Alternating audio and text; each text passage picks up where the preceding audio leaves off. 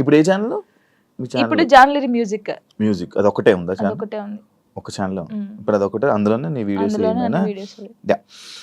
Johnny master issue తర్వాత Shekhar master and Jani లిరి వీల్దే ఇష్యూ అని చెప్పి కొన్ని అబ్బో చాలా మంది అన్నారు, ఇంటర్వ్యూస్ కూడా ఇచ్చారు. ఏమో తెలీదు కొందరైతే. అవునవును, దాని గురించి మాట్లాడు, దాని గురించి నీ కామెంట్స్. ఏం చెప్తాం, తెలియని వాళ్ళకి ఏం చెప్తాము. అంటే ఇప్పుడు తన నన్ను మెచ్చుకోవడం ఎందుకు కలిపారు? యాక్చువల్లీ ఇప్పుడు జానీ మాస్టర్ జరిగింది కదా, ఇప్పుడు మాస్టర్ నన్ను మెచ్చుకుంటారు, జాను జాను అన్నారు. కొందరు నెగిటివ్ పీపుల్స్ ఏముంటారు, ఇప్పుడు నేను నచ్చిన వాళ్ళు, అబ్బా శేఖర్ మాస్టర్ నచ్చింది, జానమ్మ డాన్స్ నచ్చిందని హ్యాపీ ఫీల్. నెగిటివ్ వాళ్ళు, అబ్బా ఏమైనా మెచ్చుకోవడం అవసరమా, జాను జాను అవసరమా అని చెప్పేసి ఒక ట్రోల్ క్రియేట్ చేశారు. ఆహా నెక్స్ట్ మీ ఇద్దరు అయితే ఇంకా, అంటే డి నుంచి వచ్చింది కదా ఆ అమ్మాయి కూడా, అలాగాని ఇప్పుడు నేను కూడా అలా డి నుంచి వచ్చాను, ఇప్పుడు మెచ్చుకున్నాడు, అప్పుడు మాస్టర్ ఆమెను మెచ్చుకున్నట్టు ఈయన నన్ను మెచ్చుకున్నాడు, అందుకే మీ ఇద్దరు లైట్ తీసుకున్నాం మేమైతే. నిజంగా మాస్టర్ శేఖర్ మాస్టర్ ఉండడం వల్ల నువ్వు విన్నర్ అయ్యో, ఆయన వెనక ఉన్నారని చెప్తున్నాను. దానికి అసలు మాస్టర్ కి నేను ఎవరో తెలియదు, ఇప్పుడు నేను ఎవరో తెలియదు కాబట్టి అంత ఆ సాంగ్ చేసినప్పుడు వా జాను నేను పెళ్ళైందని తెలియదు, పెళ్ళైందని చెప్పాను, అన్ని చెప్పాను. ఇప్పుడు ఎవరికైనా తెలియని వాళ్ళు వచ్చి చేసినప్పుడు, ఒక అద్భుతంగా చేసినప్పుడు వాళ్ళు ఎవరైతే ఏంటి మనం వెళ్ళేసి సూపర్ చేసామని చెప్తాం. మాస్టర్ నన్ను పాయింట్ అవుట్ కూడా చేశాడు, స్టైల్ బాగా రాలేదని వెస్టర్న్. మరి అప్పుడు వీళ్ళకి చెవులు లేవు కళ్ళు లేవా, అప్పుడు చూడలేదా జాను ఇంకా బాగా చేయాలని చెప్పాడు. ఇప్పుడు సపోర్ట్ ఇస్తే ప్రతి సాంగ్ కి మెచ్చుకోవాలి, బాగా చేసినా బాగా చేయకపోయినా. బాగా చేసావు, సూపర్ చేసావు, ప్రతి సాంగ్ చెప్పాలి. ఎందుకు మరి సాంగ్స్ బాగా రానప్పుడు కూడా నన్ను అన్నాడు, ఇంకా వెస్టర్న్ స్టైల్ నేర్చుకోవాలి, ఇంకా నేర్చుకోవాలని ఎందుకు చెప్పారు? వాళ్ళ బుద్ధి లేదు వాళ్ళకి ఏంటంటే రేటింగ్ కావాలి, డబ్బులు కావాలి, తమ్నెయిల్స్ వేయాలి, జాను లిరి నెక్స్ట్ మా ఫొటోస్ కూడా పెట్టారు ఏదో పెట్టేసి ఇలా నడుచుకుంటే నెక్స్ట్ నువ్వే ఇలా చూసి నవ్వుకున్నాను. మీకు ఏమైనా పోయే కాలం వచ్చిందారా, ఎందుకు ఇలా చేస్తున్నారు అనుకున్నాను. నేను పట్టించుకున్నావా, దాన్ని తీసుకున్నావా? తీసుకోలేదు, లైట్ తీసుకున్నాను. ఒకప్పుడు జాను వేరు, ఇప్పుడు జాను వేరు. శేఖర్ మాస్టర్ కి మీకు మధ్యన ఈ డిస్కషన్ అయింది ఏమైనా? అలాంటి శేఖర్ మాస్టర్ నాతో మాట్లాడు, మేము సెట్ లోకి వెళ్ళినప్పుడే master good evening, master good morning, అంతే. డాన్స్ షో చేయమంటే రొమాన్స్ షో చేసేస్తున్నారా, ఎక్స్పోజింగ్ షో చేస్తున్నారా? దీనికి ఏంటి? అదే నేను ఇందాక చెప్పాను కదా మీకు, అది చూసినప్పుడు బాధపడ్డాను. ఒరే ఒక తెలంగాణ అమ్మాయి వెళ్ళి టీ షోలో చేస్తుందంటే మీరు అందరూ ఎంత సపోర్ట్ ఇవ్వాలి మనకి, మన తెలంగాణ అమ్మాయి అని.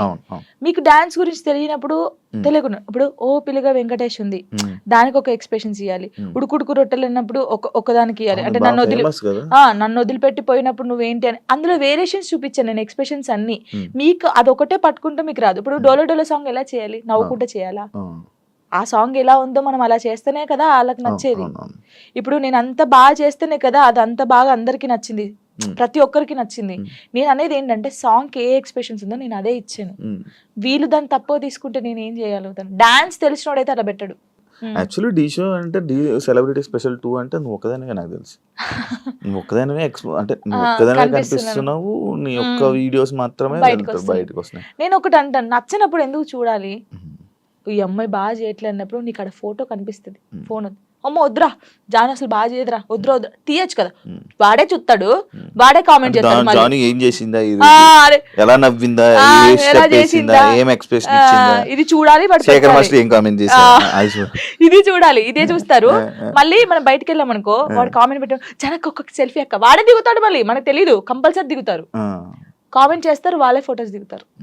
కానీ నెగిటివ్ పట్టించుకోవట్లేదు. కానీ నా కోసం చాలా మంది ఉన్నారు. అక్క తెలంగాణ శకుంతల ఎలా ఉండేదో తెలంగాణకి జానక్క అయిపోయింది. ముస్లింలు కూడా నన్ను అక్క అంటారు తెలుసా, బయటికి పోతే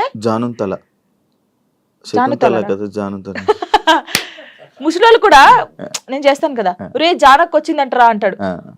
తాతయ్య ఏంట తాతయ్య నీకు కూడా నేను అక్కనేనా అని నేను జానక్క జానమ్మ ఇది బాగా అయిపోయింది, జానమ్మ జానక్క. నీ ఎంటైర్ లైఫ్లో నువ్వు నీ లైఫ్ గురించి నేర్చుకున్నది ఏంటి? నేను నేర్చుకుంది ఎంత, ఎవరు నమ్మకూడదు. ఫస్ట్ ఆఫ్ ఆల్ ఒక్కటే నేర్చుకున్నాను, ఇదైతే నేను ఫస్ట్ నుంచి ఇప్పటి వరకు తొందరపడకూడదు, ఏది తొందరపడి చేయకూడదు. ఒకటి ఎవరిని నమ్మకూడదు, మనని మనం కూడా నమ్మకూడదు. నిజంగా నేను నమ్మట్లేదు నేను అలా. ఇదొకటి, కష్టాన్ని నమ్ముకోవాలి. అంటే మనకి ఎవరో హెల్ప్ చేస్తారు, వీళ్ళ దగ్గర మనం ఇలా ఉంటే హెల్ప్ వస్తుంది అంటే రాదు. నువ్వెలా ఉన్నావో ఫస్ట్ నుంచి లాస్ట్ వరకు నీ క్యారెక్టర్ అలాగే ఉండాలి. ఒక దానికోసం దిగజారిపోకూడదు ఎప్పుడు. ఇవి నిజంగా ఇవి పాటిస్తే మనం కంపల్సరీ ఉంటాం. మన దగ్గర టాలెంట్ ఉన్నప్పుడు నువ్వు ఇంకో దగ్గర కాళ్ళ పట్టుకోవాల్సిన అవసరం లేదు. వాడే నీ దగ్గరికి వస్తాడు. ఏదో రోజు వస్తారు, చేపించుకుంటారు. కానీ గుడ్డిగా మాత్రం ఎవరిని నమ్మకం. ఫ్రెండ్ అయినా అమ్మ నాన్నని కూడా ఎవరిని నమ్మద్దు. నమ్మద్దు, ఎప్పటికైనా నమ్మకూడదు. నేను చెప్తున్నాను కదా, సీరియస్ గా ఎవరు నిన్ను నువ్వు నమ్ముకోవాలి, అమ్ముకోకూడదు. ఎవరిని నమ్ముకుంటే అమ్ముకుంటావు నువ్వు, నిన్ను నువ్వు నమ్ముకుంటే అమ్ముకోవు, నీ దగ్గర పెట్టుకుంటావు. అలాగా. Thank you so much. ఈ ఫోక్ డాన్సెస్ అవ్వాలనుకునే వాళ్ళకి, కొత్తగా రాబోతున్న వాళ్ళకి ఏమైనా చెప్పాలనుకుంటున్నా? ఒకటే చెప్తున్నాను, అంటే చాలా మందికి ఉంది, పబుల్ సింగర్స్ ఉన్నారు, అందరికి ఉన్నారు. కానీ కొన్ని సిచ్యువేషన్ జరిగి అక్క ఇలా అడుగుతారంట కదా, నాకే ఫోన్ చేసి అడిగారు చాలా మంది. అడిగారు రా, అందరు అలా ఉండరు, నీ దగ్గర టాలెంట్ ఉందా, నువ్వు వచ్చి చూపించుకో, కంపల్సరీ ఒక్క సాంగ్ అయినా హిట్ అవుతుంది. ఆ హిట్ ఒకటే హిట్ అవుతుంది ఎవరికైనా, ఆ హిట్ అయినప్పుడు ఇంకా ఛాన్సెస్ వస్తాయి, మీరు రండి. నేను అందరికి చెప్పేది ఒకటే, టాలెంట్ ఉంటే ఆగిపోకండి. పేరెంట్స్ ఉన్నారనుకో, పేరెంట్స్ కి అర్థమయ్యేటట్టు చెప్పండి, నేను ఇది తప్ప ఇంకోటి చేయలేను, నాకు ఇది కావాలని ఉంది, వాళ్ళని ఒప్పించుకొని బయటికి రండి. సింగర్స్ అయినా, డాన్సర్స్ అయినా, ఎవరైనా. నా లైఫ్ లో నేను డౌన్ అయినప్పుడు నాకు ఎవరు సపోర్ట్ చేయలేరు.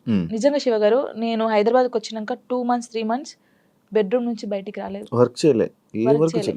అసలు డబ్బులు లేవు, ఏం లేవు. డాడీ వాళ్ళు పంపిస్తే తిన్నాను, ఏడవడం, కూర్చోడం, తినడం. అసలు లిరి నన్ను ఏమైందమ్మా అని అడిగితే ఏం సంబంధం లేవు, అప్పుడు రాలేదు. నన్ను టార్గెట్ చేసి ఏం సాంగ్స్ జానుకి ఇవ్వకూడదు, జానుకు చేయకూడదు అని టార్గెట్ చేశారు. చాలా మంది టార్గెట్ చేసి పెట్టారు. అసలు ఎవరు నాకు సపోర్ట్ చేయని టైంలో నేను ఉన్నాను, బాగా గట్టిగా ఉండి ఒక సాంగ్ వచ్చింది, మళ్ళీ ఆ సాంగ్ తో వెళ్ళాను. బేసిక్ గా నాకు అప్పుడు చిన్నప్పుడు ఏం తెలియదు, కమ్లీ డాడీ అని డిఓపి, హరీష్ అన్నయ్య, శివన్నయ్య అని చెప్పేసి, బబ్బుల్ అనే, వీళ్ళందరూ కెమెరామెన్స్, ఫోక్ ఇండస్ట్రీ చాలా బాగా చేస్తారు, ఒక్కళ్ళది ఒక్కొక్క స్టైల్. నాకు బేసిక్ గా క్లోజ్ ఒకప్పుడు కమ్లీ డాడీ, హరీష్ అన్నయ్య క్లోజ్, వీళ్ళ చెల్లెగానే నేను బయటకు వచ్చాను. ఇప్పుడున్న దాంట్లో నా లైఫ్ లో అరుణ్ కొలుగురి, నవీన్ డిఓపి అని చెప్పేసి, అజయ్ అన్నయ్య అని చెప్పేసి, ఇంకా నాకు అన్నయ్య లేరు కదా, అన్నయ్య అంతే. ప్రతి ఎటు వెళ్ళినా నా తోడుకు రావడం. వాళ్ళ అక్క ఫోటో ఇక్కడ వేయించుకున్నాడు, ఇక్కడ జాను అని వేయించుకున్నాడు, అక్క చెల్లెలాగా. ఎవరు బయట వాళ్ళు ఇంత ప్రేమగా చూసుకుంటారు, ఆయన చూసుకుంటాడు. దేనికైనా ఇప్పుడు నాకు ఎవరైనా బ్యాడ్ కామెంట్స్ పెట్టినా, ఒకవేళ ఆయన తెలిసి ఉంటే ట్రోల్ చేస్తారు కదా, వాళ్ళకి ఫోన్ చేసి, ఒరే బాబు చేయకండి రాలాగా, నీకు చెల్ల ఉంటే ఇలా ఉంటదా, అక్క చెల్లెలు ఉంటే ఎంత బాధపడతాం. ఇప్పుడు చాలా మంది సూసైడ్ చేసుకుంటారు శివ గారు, ఇంత చేశారు. ఒకవేళ నేను స్ట్రాంగ్ గా లేకపోతే, నేను చనిపోతే వీళ్ళు అన్న వాళ్ళు ఏమైనా చేస్తారా? ఇప్పుడు అన్న వాళ్ళు కూడా నా కొడుకు ఏమైనా కావాలంటే వీళ్ళు వచ్చి పెడతారా, నా ఈఎంఐ కడతారా, నాకు ఫుడ్ పెడతారా? వీళ్ళ గురించి నేను ఎందుకు బాధపడాలి? వీళ్ళు ఏదో కామెంట్ చేద్దాం, కుక్కలు మరుగుతూ ఉంటాయనే మేము పట్టించుకోవట్లేదు. ఒకప్పుడు నేను 3-4 months బయటికి రాలేదు కామెంట్స్ వల్ల, ఏడుస్తూనే ఉన్నాను తెలుసా, పిచ్చి దానిలాగా ఏడుస్తూ ఉన్నాను. అప్పుడు నాకు చాలా మంది చెప్పారు, పట్టించుకోకూడదు, అస్సలు పట్టించుకోకూడదు. నేను ఎవరికి కలిసిన ఫస్ట్ నాకు అదే మాట చెప్తారు. నిజంగా అసలు ఎంత అంటే, ఇప్పుడు మనం స్ట్రాంగ్ ఉన్నాం, కొంతమంది ఉండరు. కొంతమంది చాలా మంది మీరు చూసారు కదా, ఎవరు అమ్మాయిలకి ఇన్స్టాగ్రామ్ లో పెట్టి ఇలా బెదిరిస్తే 2 సూసైడ్ చేసి చచ్చిపోయారు. వీడికి ఏమైనా వస్తుందా అమ్మాయి చనిపోతే? కొంచెమైనా మారాలి కదా, అవి చూసినా మారరు ఈ జనాలు. అసలు అందరిని అనట్లేదు, పెట్టిన వాళ్ళనే అంటున్నాను. చచ్చిపో, ఒక అమ్మాయి నీ వల్ల చచ్చిపోయిందంటే నీకెంత, కనీసం నీకు తిండైనా లోపలి పోద్దా? ఎలా నిద్రపోతున్నాడో ఆడ నాకు తెలియదు. కానీ ఇది ఒకటి అదుపులుంటే మనం చాలా పైకి వస్తాం శివ గారు, నిజంగా చెప్తున్నాను. ఇప్పుడు నేను ఉన్నాను, మీ గురించి చెడ్డగా మాట్లాడితే నా గురించి ఇంకోటి చెడ్డగా మాట్లాడతారు. అదే నేను మీ గురించి మంచిగా మాట్లాడితే ఇంకోటి నా గురించి మంచిగా మాట్లాడతారు. అది నాలుగు అదుపులో ఉంటే ఏదైనా ఉంటది. నా లైఫ్ లో ఇప్పుడు నాకు సపోర్ట్గా ఉందంటే సారికక్క అని చెప్పేసి,